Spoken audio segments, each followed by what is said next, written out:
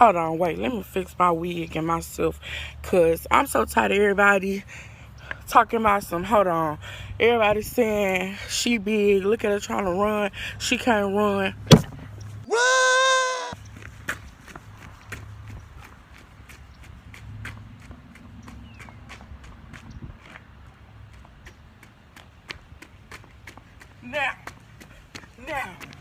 Now who can't run? God!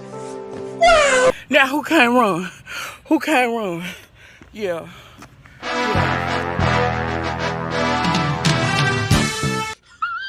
Play with your mama, not me. And that's on who? That's on Mary Had a Little Lamb. I'm tired. It's about to be 2023. It's okay to date bigger, fatter women publicly. If anybody got a problem with it, tell them to grow the fuck up. You love who the fuck you love. All right? Stop being ashamed. It is honestly embarrassing how often I would overlook this in my past dating experiences. Like a few years ago, there was this guy that I hooked up with on and off for about like a year. And of course, he was a stereotypical frat finance bro. Cap. I always knew that we were just a hookup and it was never going to turn into anything real. But one day I asked him like, hey, do your friends know that you're into bigger girls? And he said, yeah, I tried to tell them once, but they just made fun of me, so I don't really talk to them about it. So I was like, what does that mean for like your dating life? So he literally said, yeah, I just F fat girls in private and then I'll just date and marry a skinny girl. Damn. And the sad part is I continued to sleep with him even after having that conversation. Stupid. Another time in college, I was hooking up again with this guy for about 8-7 months.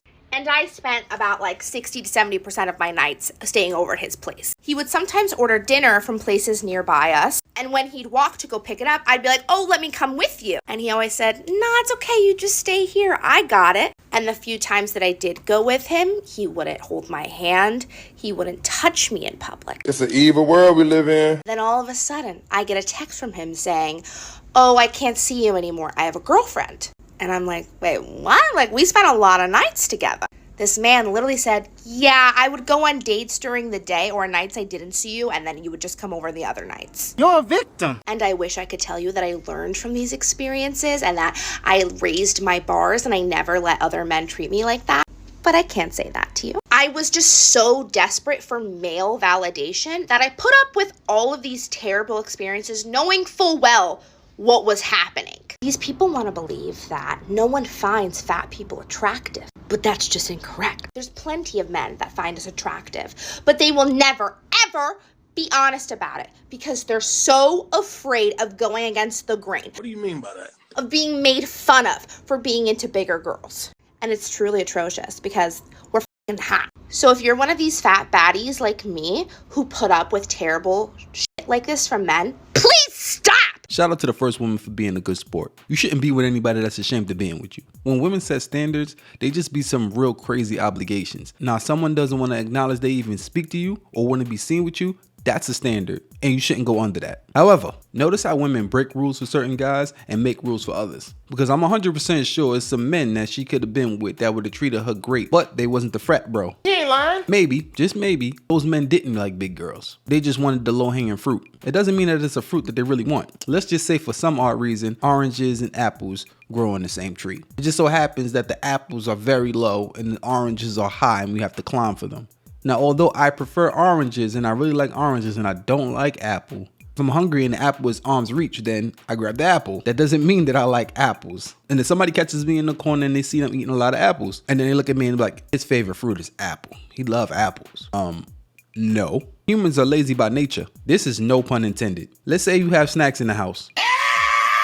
The best thing to do is put the snacks high somewhere you have to climb in order to go get it. Let's just say you had to go get a stepladder in your house in order to get these snacks. It's less likely that you would eat those snacks. If you put the healthier things at the bottom in arm's reach, it'll be more likely you'll go grab that than go over there and get the stepladder to go and get the snacks, just because humans are lazy by nature. I see this a lot too, although I think that is wrong for somebody to hide somebody that they're talking to, solely because you don't really like the way that they look. I don't think you can play the victim in that. Even when the person shows the person and tells the person that they don't really like them, the person still sticks around. and then plays victim at the end after the person already told you. So if somebody tells you that they don't really mess with you like that and they just want to hit it from time to time and you accept that, you can't go over there and blame your low self-esteem on somebody else.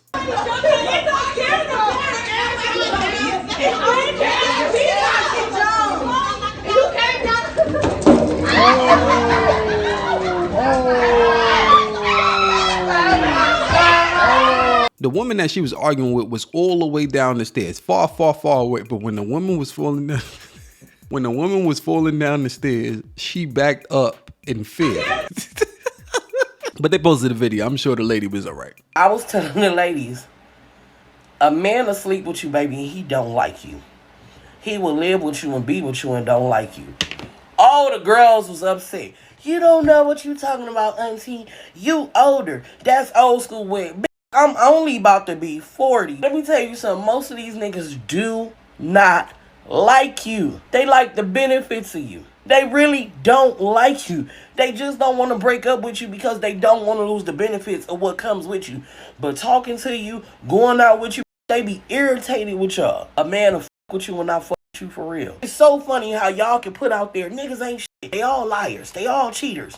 But you can't grasp the fact of a nigga will you and not fuck with you. You just don't get it. Y'all need to start talking to men. A man will tell you some shit and y'all be trying to tell him something else. Like these niggas literally will tell you I y'all don't hear nothing. All y'all hear is you want to fuck with me. The shit I would put up with from men while I was dating. I had a boyfriend one time who I had to like beg on my hands and knees for him to put in like any sort of effort. I would literally say like, I don't need you to spend a lot of money. Just like get a bottle of wine and say like, let's go have a picnic in the park. Like if anything. And we'd broken up, but we kept talking to each other. We kept seeing each other. We liked each other, but he would never introduce me to his friends. And I was like, I just want to meet your friends. Like, why are you being so weird about that? Because like, yeah, I'm fat, but like ugly where? Never been ugly. I would have dreams about meeting this man's friends. And they were like good dreams. Like I was happy when I woke up because I got to meet his friends in my fucking dream. Anyway, so one week we were talking and he told me that he loved me. And I was like, great.